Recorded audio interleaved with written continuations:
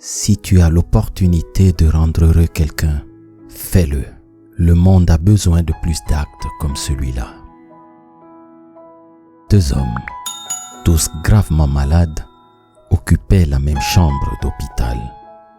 Le premier homme, en entrant dans la chambre commune, devait passer ses journées couché sur le dos. Son lit était du côté de la porte d'entrée. Le deuxième homme, au fond de la chambre, devait s'asseoir dans son lit pendant 1 heure chaque après-midi afin d'évacuer les sécrétions de ses poumons. Son lit était à côté de la seule fenêtre de la chambre. Les 2 compagnons d'infortune se parlaient pendant des heures. Ils parlaient de leurs épouses et de leur famille. Ils décrivaient leur maison, leur travail, leur participation lors du service militaire et des endroits où ils avaient été en vacances. Chaque après-midi, quand le patient près de la fenêtre pouvait s'asseoir, il passait le temps à décrire à son compagnon de chambre tout ce qu'il voyait dehors. Ce moment permettait à son compagnon de vivre chaque jour, pendant 1 heure, un univers élargi et égayé par toutes les activités et les couleurs du monde extérieur. De la chambre, la vue donnait sur un parc avec un beau lac. Les canards et les cygnes jouaient sur l'eau tandis que les enfants faisaient voguer leurs bateaux à modèle réduit. Les amoureux marchaient bras dessus, bras dessous, parmi des fleurs aux couleurs éclatantes et variées. De grands arbres décoraient le paysage et on pouvait apercevoir au loin la ville se dessiner. Pendant que l'homme près de la fenêtre décrivait tous ces détails, l'homme de l'autre côté de la chambre fermait les yeux et imaginait la scène pittoresque.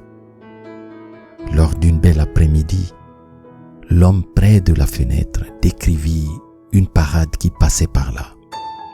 Bien que l'autre homme n'ait pu entendre l'orchestre, il pouvait le voir avec les yeux de son imagination, tellement son compagnon le dépeignait de façon vivante.